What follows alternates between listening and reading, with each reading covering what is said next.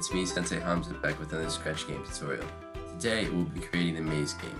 If you're bored at home and you want something to do, I've recently uploaded the snake game, so if you haven't checked out how to make that, you can check it out in the YouTube channel.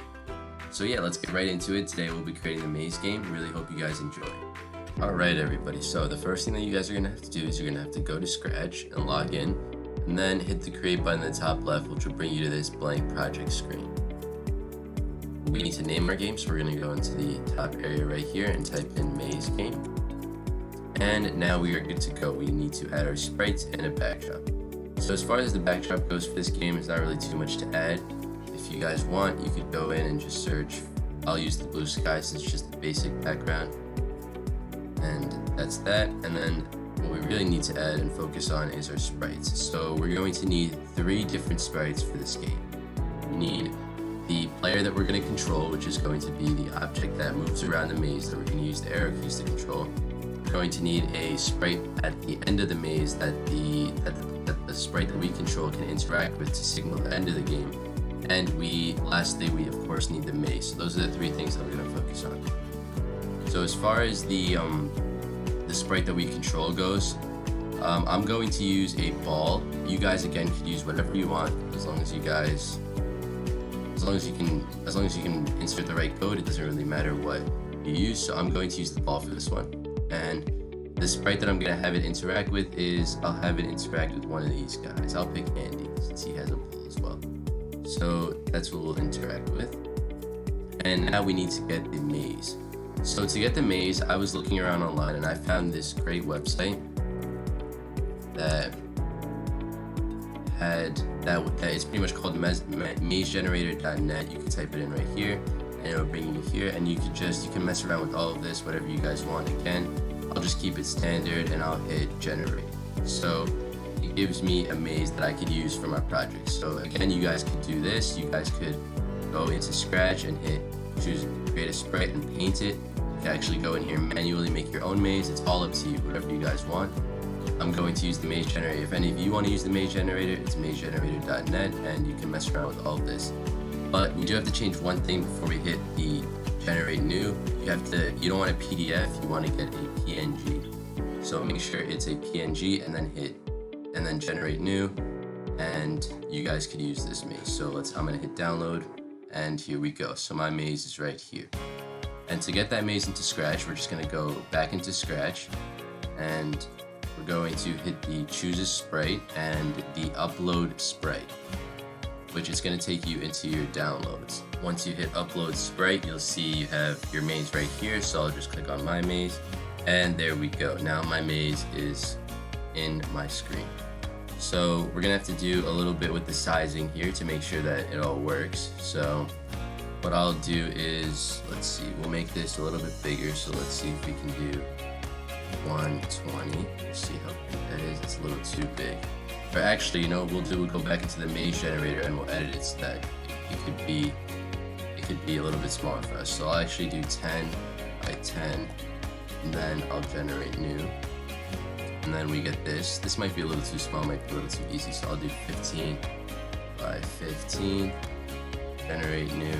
And I actually want to make it a little wider on the bottom, because that's pretty much how the Scratch setup is. I'll make it 15 by 18, generate. Oh, that makes it longer. I didn't mean to do that. Okay, let's go back to this 15. 18 by 15. And okay, that should be good for Scratch. So again, it's PNG. I hit download and my maze is right here. So I'll go back into maze. I can delete since I don't want him. And I'll go into choose a sprite, upload sprite, and here we go. So this is my maze. We can make it a little bit bigger now that it's make it actually a lot bigger than that. Let's try 150. 150 looks just a little bit over, so I'll do 140. That should work. And we'll get Andy. We're gonna make him a lot smaller so that he can fit at the top. And Andy, make his size around, let's see, maybe 30. And then right there. And then we need the last thing we need is the ball. I'll make the ball size, let's see, 40, would that work? I'll make it 35 just to be safe. And, oh, not 25, 35, so. Alright, so we're looking good right now with the maze. We have all our sprites, so now we're pretty much, all we have to do is enter the code. So let me grab Andy here so I can see him. And to actually make it easier for us to drag around, we'll go into events when green flag is clicked, and we'll send the maze to the back layer. So we're going to go into looks, and we're going to send the maze to the back layer. So it should make it easier for us to bring Andy in now, which it does, and we're good. Alright. So now we just need to input the code for the ball to be able to travel around and make sure that it sticks within the confinements of the maze. So to do that, what we'll do is we're going to go into the ball, and then we're going to hit code, so make sure that we can input the code, and we're going to grab when green flag is clicked. We're going to initialize the position of the ball just so we make sure it always starts here, and we'll do the same thing for Andy. We'll always have Andy positioned in that area. So we could just grab the go to x8, y negative 166, which is good. That means it'll start right there, which is the starting point. And we'll also have it, just like we sent the maze to the back layer, we always want the ball in the front layer. So let's put that right there. And we'll grab a forever loop next. And to move the ball, we're gonna have a move button. So let me just grab this guy, move 10 steps. And we're going to need an if statement. So in order to keep it within the confinements of the maze, we're going to have to constantly check if the ball is touching the color black. If it's touching the color black, that means it's hit a wall in the maze, which then means that it shouldn't be able to move past it. So we're just going to have it move. If it's moving forward 10 steps, once it hits a black wall or the color black, we're going to have it move backwards 10 steps, so move negative 10 steps.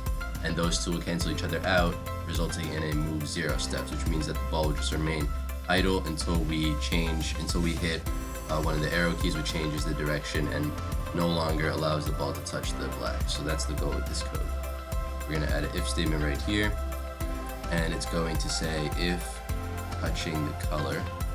And if your color is not black, if your color is a different color, then all you really have to do is just hover over, just go back, hit on this color, press this button, and then just hover over the color of your maze. So our color is black, and just grab the color black, and there we go.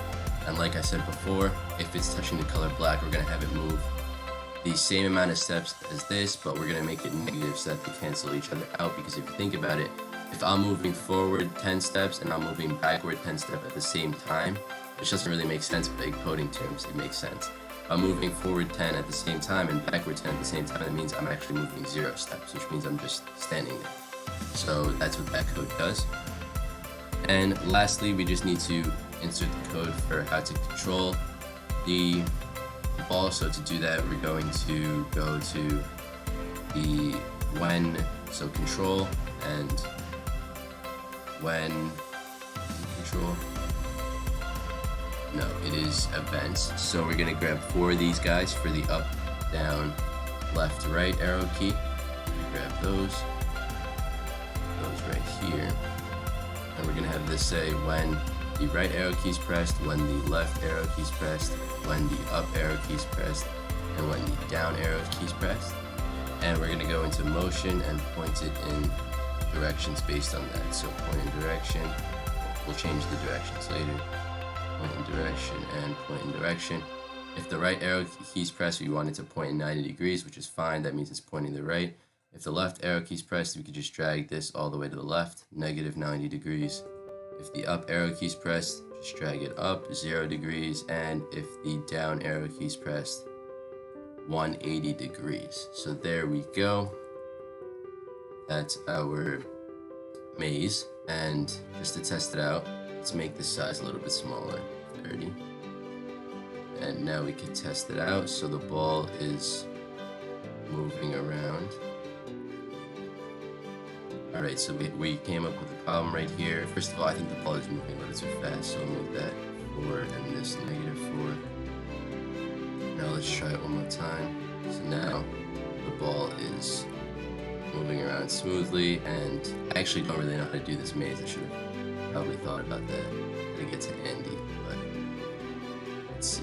So pretty much the goal is to get the ball from the beginning all the way to the end, and when it hits Andy, we'll know that you have won the game. And trust me, once I figure out how to get to Andy, the game will say that I won and the game will end. So that's pretty much everything for the maze game. Again, this game really leaves it a lot up to you. Can customize a lot of what you want. So you can go into the maze generator, play around with all of this, generate new, make sure it's a PNG. You could also look anything up on Google. So you can look up maze in Google and get images, and then again, any of these images just save as and import it into a sprite. Or you could be creative and make your own maze by going to choose a sprite, paint, and you can paint your own maze right here. So yeah, that's pretty much everything for the maze game, and I really hope you guys enjoyed.